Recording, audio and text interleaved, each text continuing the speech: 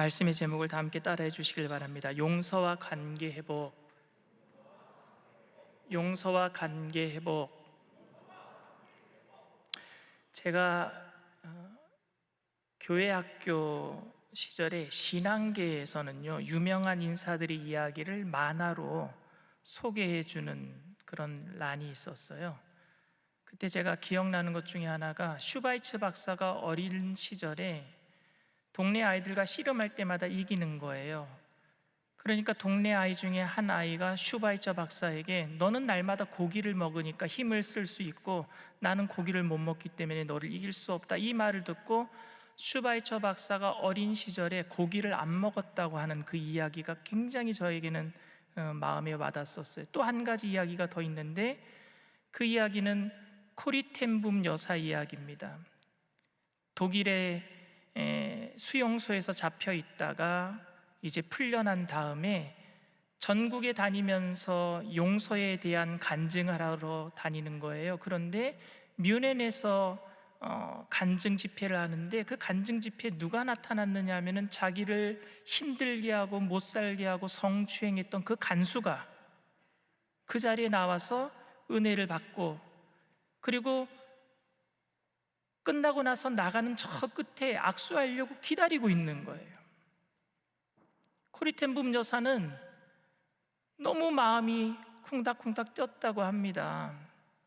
이분이 그때 쓴 책이 있어요. 그게 The Hiding Place라고, 주는 나의 피난처라는 그 책을 썼는데, 그 책에 이 이야기가 나와요.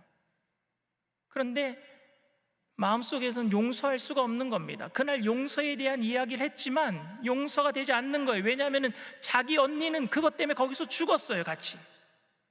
59살 나이에 언니는 그 수용소에서 죽고 자기는 살아나왔단 말입니다. 어떻게 용서가 될 수 있겠어요? 언니를 농락하고 자기를 그렇게 수모를 줬던, 농락했던 그 남자가 서 있는 거예요.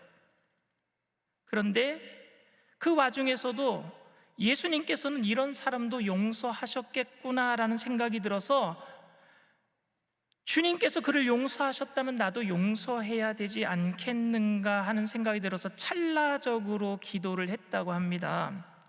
주님, 저 사람을 용서할 수 없는 저를 용서해 주세요. 그리고 제가 저 사람을 용서할 수 있도록 좀 도와주세요 라고 기도를 했는데, 그 사람 앞에 섰는데 손을 내밀 수가 없었어요. 그래서 또 기도했습니다.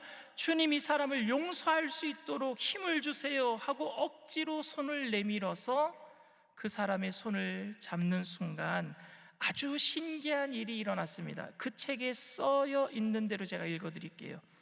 나의 어깨로부터 팔로, 그리고 그의 팔로 강한 전류와 같은 것이 흐르는 것을 느꼈다. 그리고 갑자기 그를 용서할 수 있을 것 같은 따뜻함이 가슴 속에 차올랐다. 정말 신비스러운 체험을 한 것입니다.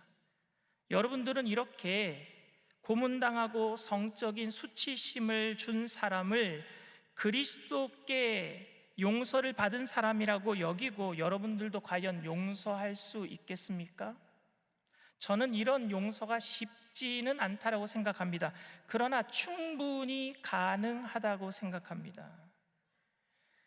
굉장히 저에게 못되게 굴던 사람이라고 할지라도 통회하고 자복하고 저에게 와서 무릎을 꿇고 회개하면서 용서해달라고 하면은요, 그런 사람을 끝까지 용서하지 못하는 마음을 가진 제가 미울 거예요. 이렇게까지 와서 용서를 비는데 내가 용서해줘야지 하는 마음이 들지 않겠습니까?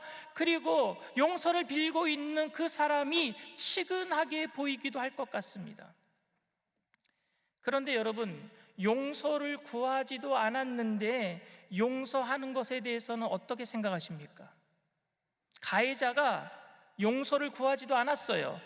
그런데 용서를 해줘야 되겠다라고 생각하는 것, 어떻게 생각하시느냐 말입니다. 일본은 여태까지 위안부 문제에 대해서 사과를 하지 않습니다. 그런데 우리나라는 오래되었으니까 이제 좀 용서해줘야 되지 않겠는가 하는 이야기를 하시는 분들도 있는 것 같아요. 어쩌면 그동안 기독교는 용서를 구한 적이 없는 이런 사람들을 용서하기 위해서 애쓰는데 힘을 많이 소모했던 것 같기도 합니다. 하지만 여러분, 회개하지 않는 사람들이 아직도 교회 안에서 문제를 일으키고 있는 모습을 우리는 보아왔고요. 특히 피해자들에게, 가해자가 아닌 피해자들에게 참고 용서하라는 말이 불의와 타협하라는 말처럼 들려서 교회를 나오지 않는 사람들은 그런 일들에 대해서 실망을 금치 못합니다. 아무것도 해결된 것이 없는데, 아무도 잘못했다라고 얘기하지도 않는데 자꾸 악수하라 그럽니다. 자꾸 화해하라 그럽니다. 누가 그랬느냐? 제가 그랬어요. 교인들끼리 싸웠는데 무조건 붙여놓고 악수하라 그랬어요. 둘 다 잘못한 게 없다는데 무조건 악수하라 그랬어요. 잘못을 인정한 사람을 용서하는 것과 잘못을 인정하지 않은 사람을 용서하는 것은 의미가 완전히 다르다고 저는 생각합니다. 근데 이런 것보다 더 황당한 경우가 있습니다. 뭐냐 하면은요, 가해자가 피해자에게 너 나한테 잘못했다라고, 용서했다라고 빌어라라고 말하는 경우예요. 어떤 경우냐 하면은요, 남편이 아내를 잘 구타하는 남편이 있었어요. 그래서 부인이 참지 못하고 짐을 싸가지고 친정으로 도망가 버렸습니다. 근데 며칠 있다가 남편이 전화를 하는 거예요. 내가 용서할 테니 집에 들어와라. 자기가 때려서 나갔는데 가해자면서 자기가 용서하겠다고 합니다. 그런데 이런 말을 들으면 우리는 사실 억장이 무너지잖아요. 그런데 이거보다 더 황당한 일이 있습니다. 친정이 기독교인들이에요. 그러니까 친정 부모님들이 야 무조건 가서 잘못했다고 빌어라. 이게 여러분 가능한 일입니까? 하나님께서 우리를 용서하신 것에는 우리의 회개와 우리의 회심이 전제 조건으로 깔려 있는 거예요. 예수님께서 이 땅에 오셔서 억울하게 인간의 모든 죄를 뒤집어 쓰시고 십자가를 지심으로 인류의 모든 죄를 청산하셨지만, 이 용서는 우리들이 회개하고 우리가 회심할 때에 이 용서가 우리 것이 되는 거죠. 예수님을 믿는다라는 것은 회심을 요구하고 있습니다. 회개를 요구하고 있습니다. 그런데 힘의 원리 안에서 잘못된 사람에게 사과하라고 말하지 않고, 가해자에게 사과하라고 말하지 않고, 잘못이 없는 사람에게만 자꾸 용서하라고 강요하는 것은, 그런 것을 보면서 사람들은 불의를 느낄 수밖에 없다란 말입니다. 힘이 없어서 참는 것이지 사실은 용서하는 것이 아니니까요. 힘이 없는 자에게 회개하라고 말하는 것은 힘이 있는 자에게 회개하라고 말하는 그 선지자적인 임무를 망각하고, 힘이 없는 사람들에게만 그저 용서하고 화해하라고 말하고 있는 그 교회가 만약에 그러고 있다면 사람들은 그런 교회를 불의하다라고 느낄 것입니다. 고린도 교회는요, 그런 오늘 용서에 관한 이야기가 오늘 나오고 있습니다. 바울을 대적하고 어렵게 했던 사람들 중에 아주 주동자격인 한 사람이 있었던 것 같아요. 그런데 그는 여러 사람들을 선동해서 사도 바울을 굉장히 욕하고 다녔습니다. 사도 바울은 거짓 선생이라고 말했고요, 사도 바울은 모금한 헌금을 가지고 착복하고 인마의 포켓 자기 주머니에 집어넣었다라고 말을 하고요, 사도 바울은 진실한 사람이 아니라고 말을 했습니다. 여러분, 바울을 모함하고 없는 말들을 만들어내고, 그러면 여러분, 이런 사람을 교회에서는 어떻게 대처해야 할까요? 이럴 때 여러분들은 어떤 것이 가장 성경적인 대처 방법이라고 생각하십니까? 나를 괴롭히고 나를 모함하는 사람들을 참고 용서해 주는 것이 우리들은 일반적으로 성경적으로 우리가 용서하는 것이라고 생각합니다. 근데 여러분, 정말로 무조건 참는 게 용서하는 겁니까? 바울은 개인적으로 자신을 모함하는 것도 참을 수 없었을 거예요. 그런데 더 참을 수 없었던 것은 그로 인해서 교회가 어려워지고 복음이 훼손되는 것에 대해서는 아마 더욱더 참을 수 없었던 것 같습니다. 그래서 바울은요, 교회를 향해서 고린도 전서를 편지를 쓰면서 신랄하게 비판을 합니다. 왜 그 사람을 치리하지 않느냐? 왜 그 사람을 그냥 내버려 두느냐? 너희들 내가 얼마나 하나님의 복음을 제대로 전했는데 거짓 선생에 넘어갔느냐? 그게 고린도전서예요. 그 거짓 지도자를 그냥 내버려 두는 것에 실망감을 비친 내용이 고린도전서입니다. 그런데 고린도 교회 대부분의 성도들은요, 사도 바울의 편지를 받고요 회개해요. 그리고 그 교회를 어지럽힌 주동자를요 교회에서 치리합니다. 징계를 했어요. 치리한 사람, 징계받은 사람의 이름은 나타나고 있지는 않지만 그가 교회에서 징계를 받은 것은 정확하게 기록되고 있습니다. 그런데요, 그가 교회를 떠나지 않습니다. 징계받고 교회를 떠나지 않았어요. 여러분, 교회에서 징계를 받은 사람이 교회를 떠나지 않은 것은요, 교회에 대해서는요 굉장히 고마운 일입니다. 교회에서는 안 떠났으니까. 징계를 받고 교회를 떠나지 않은 것과 그로 인해서 교회가 안정을 찾아가는 것은요 정말로 교회적으로 고마운 일입니다. 근데 아마 이쯤 되면 우리들에게 드는 의문이 생길 것 같습니다. 그게 뭐냐? 문제를 일으킨 사람을 용서하지 않냐고 징계한 것은 정말 용서하지 않은 일인가? 아니면 그를 용서한 일인가? 여러분, 징계한 게 용서한 겁니까? 징계했기 때문에 용서를 안 한 겁니까? 헷갈리죠, 이쯤 되면은요. 여러분, 벌을 주면은 용서한 겁니까? 벌을 줬기 때문에 용서 안 한 겁니까?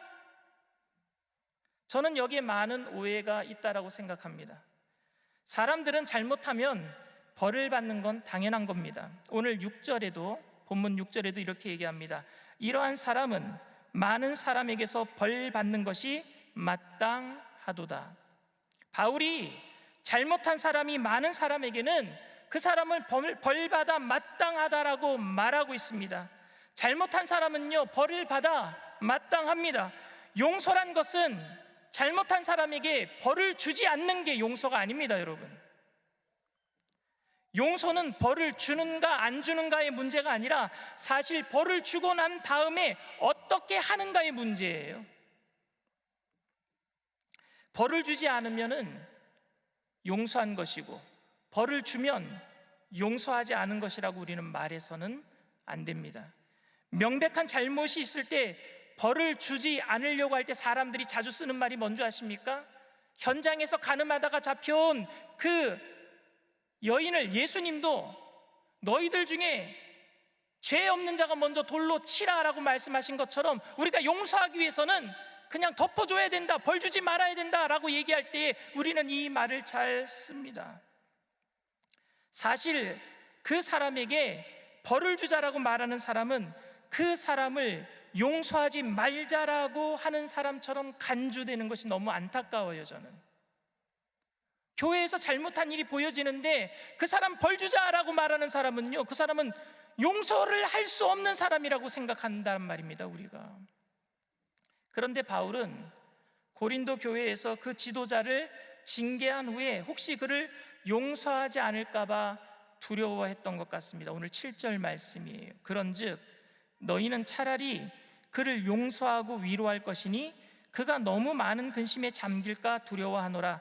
그러므로 너희를 권하노니 사랑을 그들에게 나타내라. 이게 뭡니까? 병 주고 약 주는 겁니까? 징계하라 그래 놓고 징계하니까 용서하라라고 얘기를 합니다. 바울은 그가 징계를 받아서 교회를 떠나거나 하나님을 떠나는 것이 마땅하지 않은 일이고 그것을 두려운 일이라고 기록하고 있어요. 그 사람이 징계를 받고 교회를 떠나거나 하나님을 떠나는 것이 두려운 일이다. 그러니까 너희들 용서해라 라고 얘기하고 있습니다. 그럼 여러분, 용서가 뭘까요? 저는 용서를 한마디로 관계 회복이라고 말하고 싶습니다. 관계 회복. 하나님이 우리를 용서한 것은 우리와의 관계 회복을 위해서였어요. 오늘도 우리가 하나님의 말씀에 순종하지 않고 하나님의 마음을 섭섭하게 할지라도 하나님께서는 예수 그리스도를 통해서 우리를 영원한 하나님의 나라의 상속자로 관계 회복, 죄인됨을 아들됨으로 바꿔주신 줄 믿습니다. 죄인됨을 자녀됨으로 관계 회복을 시켜주셨단 말입니다. 하나님께서 우리들에게 어떠한 감정을 가지고 계시는가, 내가 오늘도 죄 지었으니까 하나님이 나를 미워하실 거야, 이런 감정, 어떠한 감정을 가지고 계시는가가 중요한 문제가 아니라 하나님께서 관계 회복을 위해서 우리들을 위해서 어떠한 길을 열어놓으셨는가, 이게 중요하단 말입니다. 예수 그리스도를 이 땅에 우리에게 보내주신 줄 믿습니다. 아들을 주신 분이 더 무엇을 안 주시겠어요? 관계 회복을 위해서. 바울은 심지어 그를 징계해놓고 그를 미워하고 용서하지 못하고 있다면 그것은 사탄의 계략에 넘어간 것이라고 얘기하고 있어요. 11절 말씀입니다. 이는 우리로 사탄에게 속지 않게 하려 함이라, 우리는 그 계책을 알지 못하는 바가 아니로라. 그를 징계한 것이 그리스도의 사랑과 용서에서 기인한 것이라면, 그가 돌이키고 회개하고 손을 내밀면 마땅히 그를 다시 교회 일꾼으로 세워주는 것이 진짜 용서이고 관계 회복인 줄 믿습니다. 근데 우리는 징계해놓고 잊어버려요. 징계했기 때문에 용서하지 않은 거라고 생각할 때가 많습니다. 교회는 징계하는 목적이 뭔지 아십니까? 그 사람을 내치는 게 아니라 용서하기 위함이에요. 관계 회복을 위한 거예요. 명백한 잘못한 사람이 용서를 구하는 일이 없고 화해의 손길을 내미는 것이 없다면 화해는 성립될 수 없습니다. 반대로 잘못한 사람이 잘못을 뉘우치고 용서를 구하는 손길을 내밀었음에도 불구하고 아직도 알량한 자존심 때문에 벌받은 사람과 함께 할 수 없다라는 마음이 우리에게 있어서 그의 손을 붙잡지 못했다면 그것 또한 화해는 성립될 수 없습니다. 사랑하는 청장년 여러분, 그리고 오부 예배 성도 여러분, 용서는 관계의 회복을 위한 것이지 감정의 회복을 위한 것은 아닙니다. 감정의 변화는 성령께서 우리의 마음을 어루만져 주실 때 감정의 변화가 일어날 줄 믿습니다. 코리텐붐 여사가 손을 붙잡기까지는 그 감정이 용서할 수 없었단 말입니다. 근데 손을 붙잡는 순간 성령님께서 역사하셔서 그 감정 또한 변화시켜 주셨잖아요. 그렇기 때문에 여러분들이 용서하기까지 감정이 용서가 안 될 때가 더 많을 수도 있어요. 그러니까 힘듭니다. 그런데 감정이 변화되지 않았기 때문에 여전히 섭섭하고 여전히 믿고 여전히 보기 싫지만 그래도 친구여야 하고 그래도 이웃이어야 하고 그래도 우리의 성도이어야 할 줄 믿습니다. 왜? 예수님께서 그걸 원하시니까. 벌을 받고 나서 관계가 회복하는 것이 벌을 받지 않고 마음에 담고 미워하는 것보다 나아요.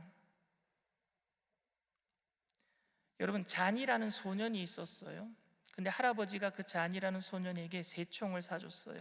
근데 그 새총 가지고 이 잔이라는 소년이 돌멩이를 넣어서 한번 쏴보고 싶었거든요. 그래서 뒷마당에 있는 오리한테 겨누고 한 방 쐈는데 오리가 진짜 맞아서 죽고 말았어요. 그래서 아무도 보는 사람이 없나 싶어서 재빨리 가서 그 오리를 나무 밑에다가 파 묻었는데 셀리 누나가 옆에서 보고 있는 거예요. 그리고 아무 말 없이 셀리 누나가 집으로 들어갑니다. 근데 할머니가 셀리에게 정신 먹은 것 좀 설거지 좀 해라 그러니까 셀리가 이렇게 얘기합니다. 자니가 할 거예요. 자니가 설거지를 합니다. 저녁에도 설거지가 나왔는데 할머니가 또 셀리에게 얘기합니다. 셀리야, 설거지 좀 해라 그러니까 셀리가 자니가 할 거예요. 자니가 또 저녁에도 설거지를 합니다. 맨날 설거지만 하다가 안 되겠다 싶어서 자니가 할머니에게 쫓아가요. 그래서 할머니한테 다 털어놓습니다. 할머니, 얼마 전에 제가 뒷마당에서 새총으로 오리를 쏴서 죽였어요. 너무너무 죄송해요 할머니, 용서해 주세요. 그랬더니 할머니가 하는 말이 나도 봤다. 우리는 잔이처럼 마귀에게 속고 있는 거예요. 이미 용서받았는데 마귀는 오늘도 우리가 용서 안 받지 못했다라고 교회 안에서 관계 회복이 이루어져야 되는데 관계 회복이 없는 것처럼 감정적으로 서로 미워하고 갈등하게 만든단 말입니다. 예수님께서 십자가를 통해서 우리의 모든 죄를 대속해 주셨음에도 불구하고 사탄은 아직도 우리가 용서받지 못한 존재라고 속이고 참소하고 있단 말입니다. 오늘 이 시간 우리가 용서하고 용서받고 이 안에서 관계가 올바로 회복되어야 될 줄 믿습니다. 하나님이 그걸 원하신단 말입니다. 2021년도가 다 가기 전에 여러분들의 감정이 변화되지 않았다 그래서 그걸 마음속에 품고 있지 마시고 서로 용서하고 용납해 주시기를 부탁을 드립니다. 우리 차례예요. 이제 우리가 용서해야 될 때란 말입니다. 세상 사람들은 용서하지 못한 일도 술 한잔 마셔버리고 달달 다 털어버립니다. 그런데 기독교인들은 사소한 일이라도 틀어지고 나면 끝까지 용서하지 못한다는 말을 들으면 저는 굉장히 속상합니다.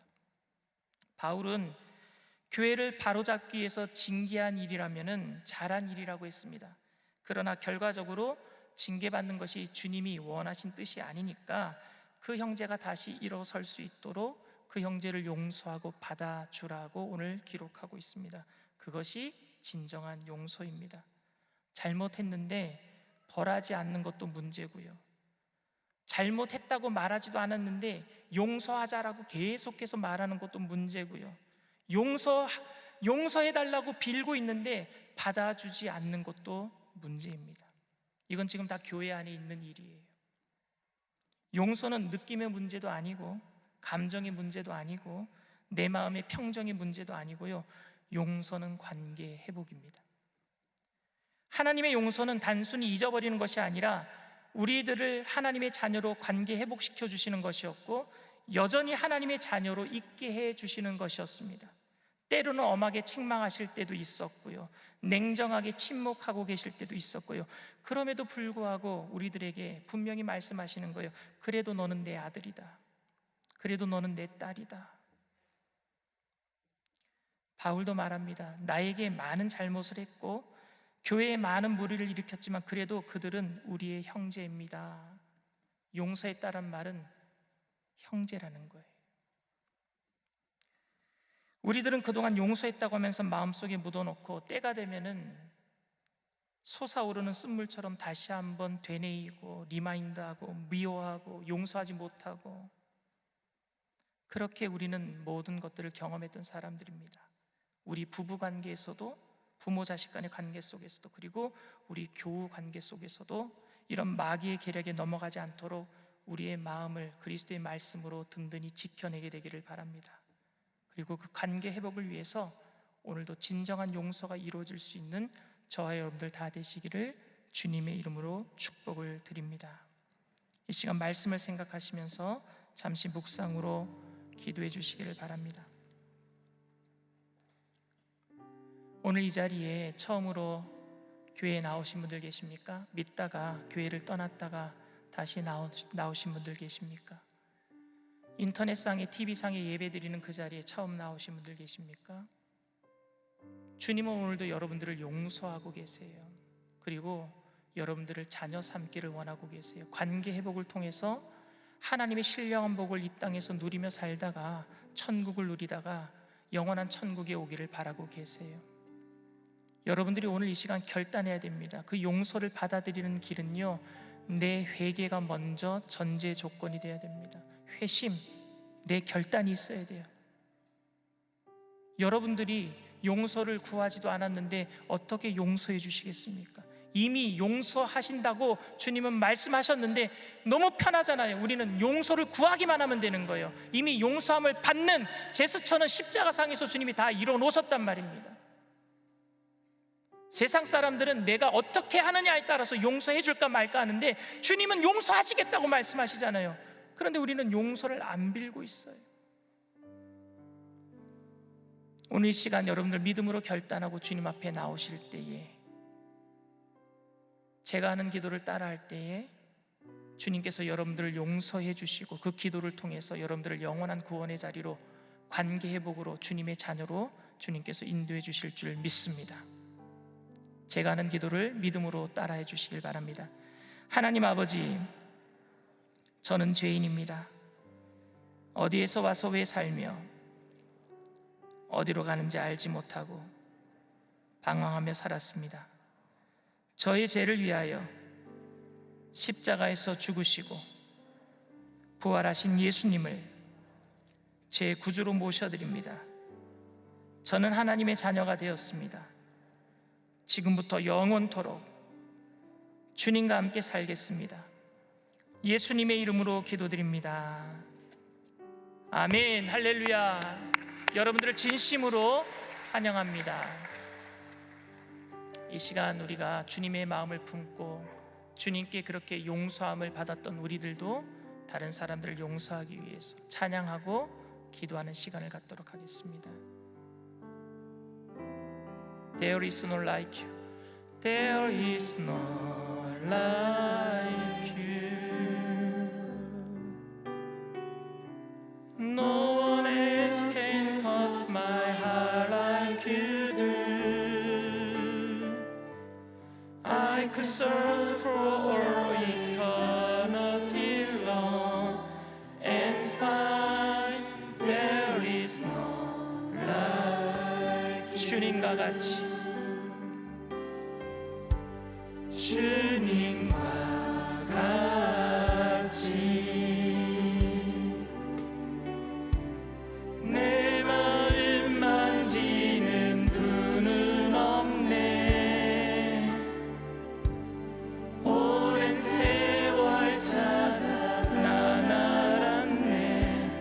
내게 주밖에 주님과 같이, 주님과 같이 내 마음 만지는 분은 없네. 오랜 세월 찾아 난 알았네.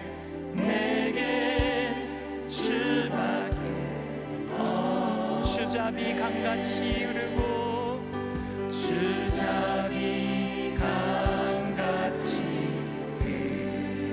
흐르고 주 손길 치료하네.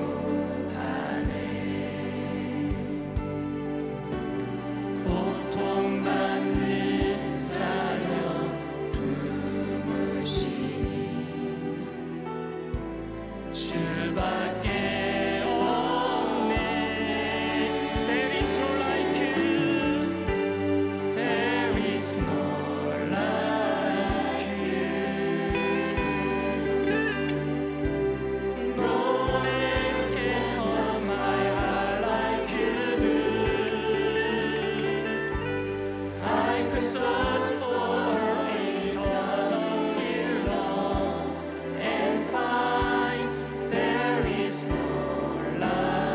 주잡이 강같이 흐르고 주잡이 강같이 흐르고 주 손길 치료하네.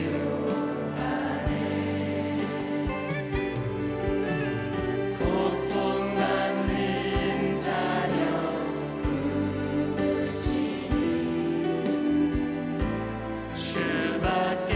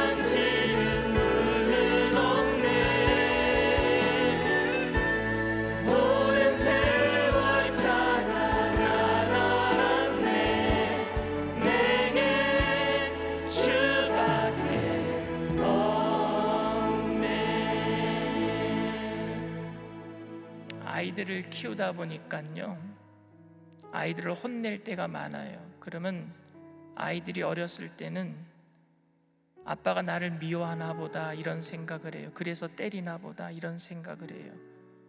근데 맞고 울고 있는 아이를 가서 끌어안아 줍니다. 아빠가 미안해.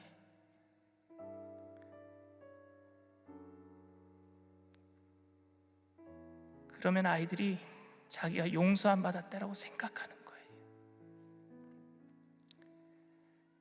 잘못하면은 혼이 나야죠. 초달이 없는 백성은 망한다 그랬어요. 사랑하는 사람에게 매를 대시는 거예요. 사랑하지 않으면 내버려 두신다 그랬어요. 그걸 육이라 그럽니다. 내버려 두는 거예요. 죄악 가운데 내버려 두는 것. 힘들고 어려운 시간을 잘 견디고 있는 여러분들, 그 징계가 하나님의 사랑인 줄 믿습니다. 서로 용서하세요. 그렇기 때문에 서로 용납하세요. 서로 용기를 주세요. 서로 격려하세요. 서로 끌어안아 주세요. 그리고 서로 높여주시길 바랍니다. 2021년도가 다 가기 전까지 우리 청년들 안에서 이 용서의 분위기가 무르익고 2022년도 시작할 때는 그리스도의 사랑으로 힘있게 출발하게 될 줄 믿습니다. 성령님 우리를 도와주시옵소서. 우리 주님 세 번 부르고 통성으로 간절히 기도합니다. 주여! 주여! 주여!